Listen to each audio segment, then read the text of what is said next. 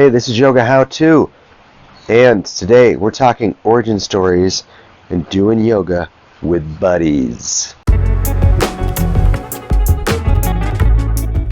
Have you ever had a friend drag you into something that you had no idea what you were getting into, and then that thing ended up changing your life? Or have you ever been told by a doctor or something, or a PT, they're like, oh, you should go try yoga to get your tight back worked out, or your core strong, or your hamstring stretched out, and then all of a sudden when you were finding yourself on the mat, you found a sense of clarity or connection or empathy and compassion with yourself that was profound? Yeah, you're not alone. Today we're going to talk about buddies and origin stories.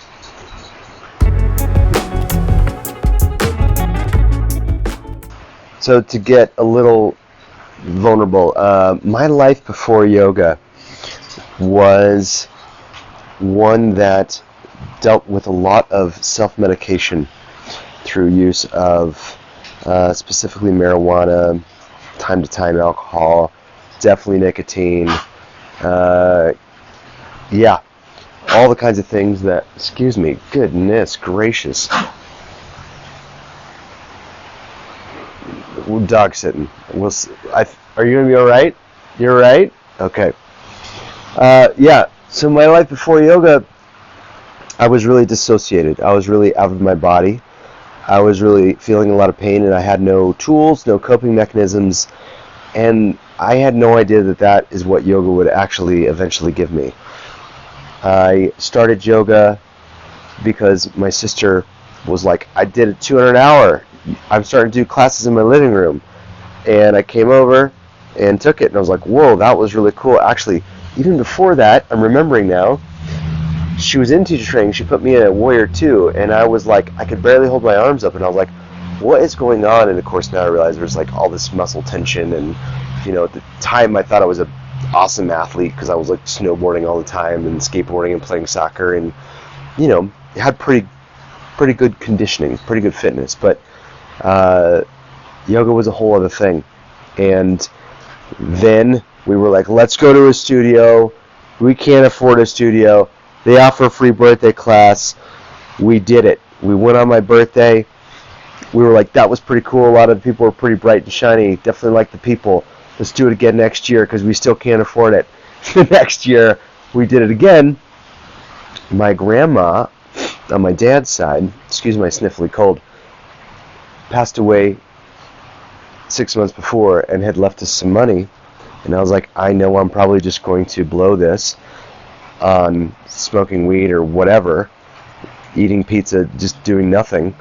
And there was a sign at the studio that said teacher training. I was like, could I? Should I? Would I? I mean, this was like my second or third class, and I was like considering this because all of a sudden this money fell into my lap, and next thing I knew, I was enrolled. And that's how it started, a complete kind of fluke of recognizing that I wanted to do something different than what I had been doing, and yet entered into that realm with absolutely zero expectation. Even all the way through teacher training, I was like, I don't know if I'm going to teach, I don't know if I'm going to teach. Towards the end, I definitely got this kind of like desire to teach, but it was a loose grasp with the universe. I remember that really thinking like, I don't want to get too wrapped up in my expectations around wanting this or not, and just let it happen if it needs to happen.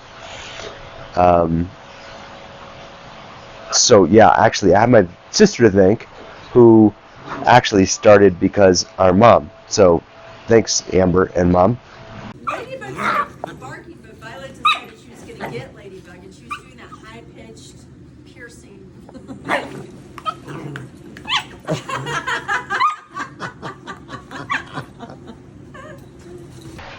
I remember like the turning point was like being in this class, and I had my arm lifted up in triangle, and I just saw sweat dripping down the inside of my wrist. I don't think there are sweat glands there. It was probably condensation from the room, but it felt so like unifying. My whole body just felt like I was kind of like naked in sweat in a weird way that felt like,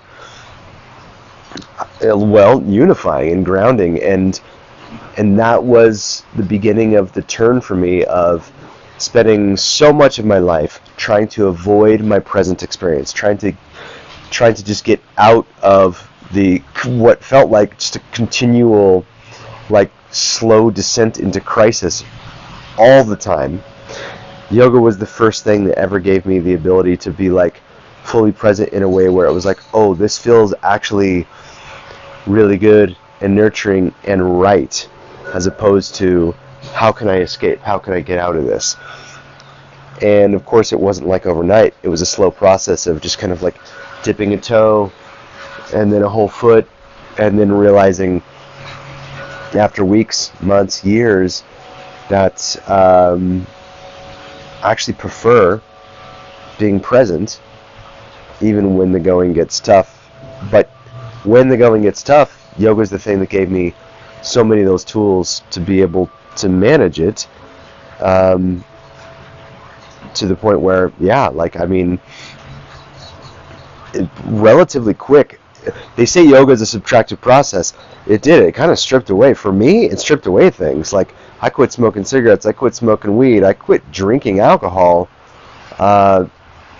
within the first 3 years of really getting serious about practicing yoga. Now, there was a lot of other work to do that came after that yoga couldn't do alone for me. I want to make a disclaimer there that, like, yoga gave me the ability to, like, set those things down, but, like, a lot of the emotional momentum and repercussions and psychic grooves that I had built in the patternings, those required lots of support, lots of other therapeutic modalities, but definitely yoga saved my life. I can say without a doubt, like, yoga is something that saved my life.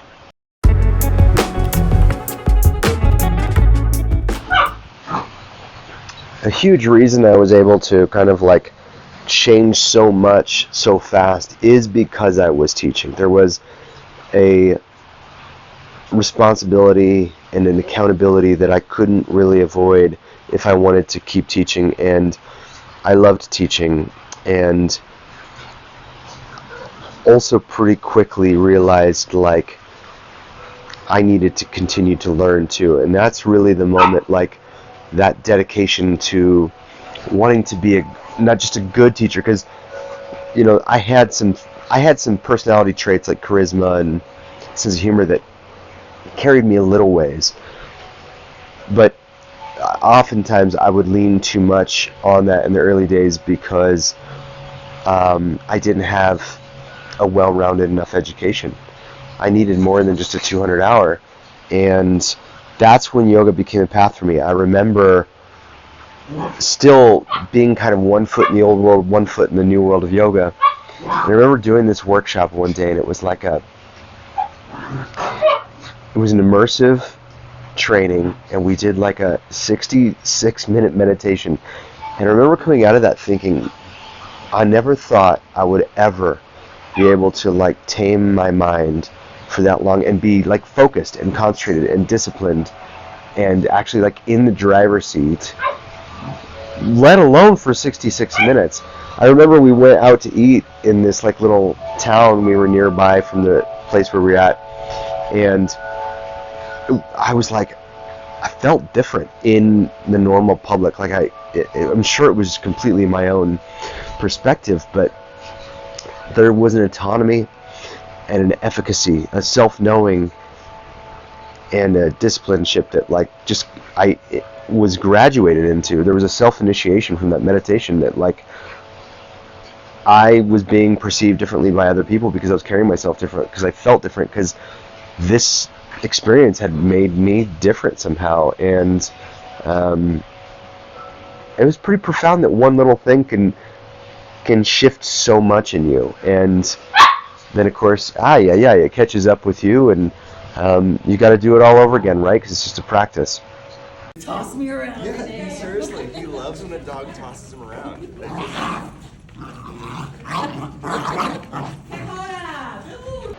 But I want to say, none of this would have ever happened if it weren't for really trusting, like, my big sister to say, hey, check it out. Like, as a younger brother who always looked up to his older sister, whenever she had like an adventure, I'd always be like, I'm down, let's do this. And those people are so important in life because they get us unstuck, they get us out of our comfort zones, they get us doing things that expand and stretch and grow us. And it's a really good reminder to recognize that even when you do things, like, obviously I'm sharing a story here that like was the biggest life-changing decision I ever had in my life, right? But there are many times where like we tried stuff even at our yoga studio that went nowhere, but you know, that's the point. You've got to try things, and you can't be focused on what will it give you and what will the benefit be, what will the reward be. Because if you don't try the thing that fails, it will never lead you to the next thing. I know that sounds cliche, but my challenge to you, if you've made it this far listening to this, go find a buddy that you have not brought to yoga. Go give somebody else the opportunity. Like, yes, great. If you, like so many people in teacher training, they always come in and they always say, well, I'm here because yoga did something really profound to me and I want to share that with as many people as possible. Yes, you could do a teacher training, and that's great. Like me, I had done 2 classes before I did a teacher training. So I'm not saying don't do it. In fact, dive in sooner than later because you'll be glad you did and you'll thank me. But even more importantly, perhaps, is get the people in your life to just come try to do the yoga with you. The only caution I will say is, like, try to get them to the right teacher, to the right class, and we just had coincidence. We just had serendipity with that. Do a little research, though. Find the right class, find the right studio, bring your buddy, drop a little comment in, let us know who you like doing yoga with, who's your favorite person to do yoga with, and did somebody get you started? Shout them out. Give them a little love.